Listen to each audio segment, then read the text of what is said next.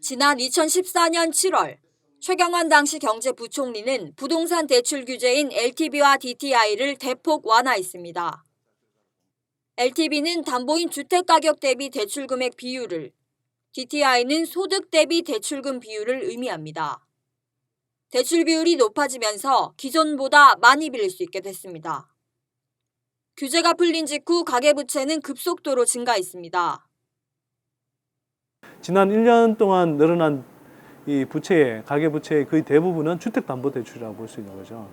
그러니까 그만큼 지금 무리하게 빚내서 집 사라 정책을 이제 추진하고 있는 거죠. 완화된 LTV DTI 기준은 일단 올 7월까지 적용되지만 앞으로도 지속될 가능성이 보입니다. 이번 주 취임한 유일호 경제부총리가 장관 청문회 당시 이전 정책을 계속 가져갈 뜻을 내비쳤기 때문입니다. DTI나 LTV 완화 때문에 이것이 가속화된 것은이라고 보기는 어렵습니다. DTI, LTV 완화를 전혀 생각하지 않고 있습니다. 주택담보대출이 늘어날 여지는 또 있습니다.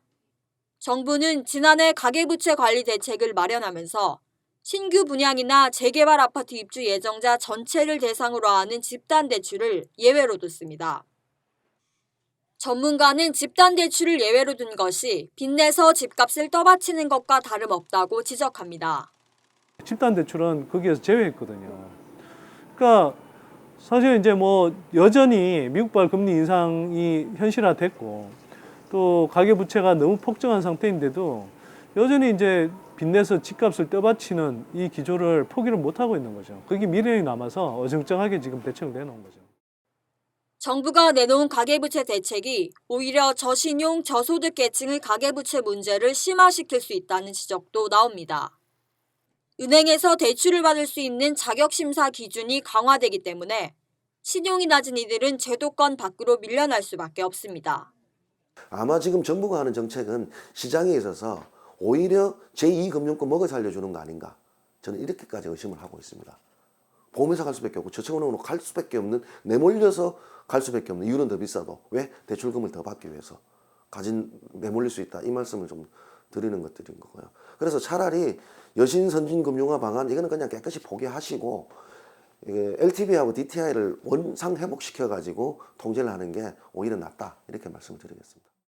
저소득층의 부채 부담을 줄이겠다는 건 박근혜 대통령의 대선 공약이기도 했습니다. 하지만 박근혜 정부 출범과 맞물려 저소득층의 채무 조정을 목표로 시작된 국민행복기금의 성과는 미미합니다. 애초에 공약으로 발표될 때는 이렇게 빚으로 고통받는 사람들 편에 서서 이 문제를 해결해 주겠다라고 한 것인데 결과적으로는 규모가 10분의 1로 축소됐을 뿐만 아니라 실질적인 운영 과정에서 채무자들보다 은행 편에 서서 은행이 주주가 돼가지고 이렇게 운영이 됐기 때문에 지난해 말 정부가 새롭게 선보인 징검다리론 역시 전형적인 탁상 행정이 아니냐는 지적이 나옵니다. 기준이 까다로워 해당자 찾기가 어렵기 때문입니다. 그것도 제가 탁상 행정이라고 이야기하는 게 3년을 규정을 하니까 해당자가 없는 거야, 아직.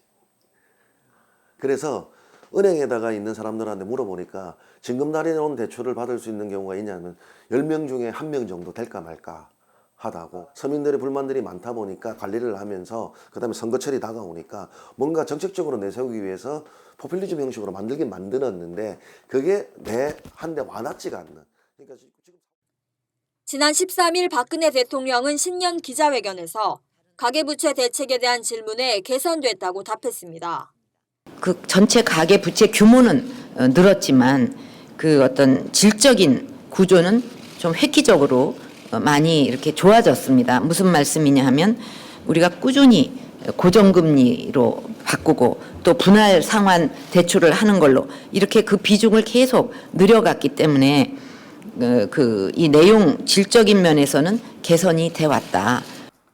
박 대통령은 가계부채 관리를 잘해왔다고 자평하며 가계부채 대책을 일관되게 추진하겠다고 밝혔지만 정책이 효과를 낼지는 의문입니다.